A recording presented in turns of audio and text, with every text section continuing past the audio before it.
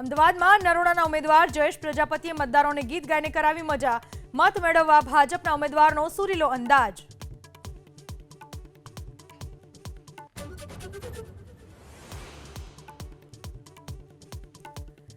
દિલ્હીના તખ્તા પર પ્રસ્થાપિત થવાના છે રાજેશ ચુડાસમા.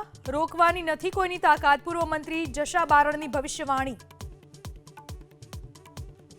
રાજેશ ચુડાસમા દિલ્હીના તખ્તા ઉપર અને ગુજરાતના આવતા રાજકારણમાં મુખ્ય ધરી તરીકે આવવાનો પ્રસ્થાપિત થવાનો છે.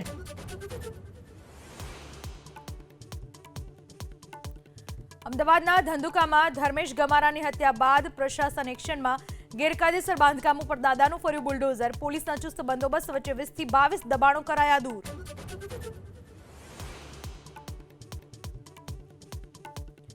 વાવ થરાદમાં છઠ્ઠીના ધાવણની રાજનીતિ. કોંગ્રેસના પૂર્વ એમએલએ ગુલાબસિંહ સામે ભાજપના મહામંત્રી કમલેશ આચાર્યનો પલટવાર. 10% વ્યાજે મિલકત વસાવી તમારા વડવાઓએ પચાવી હતી જમીન.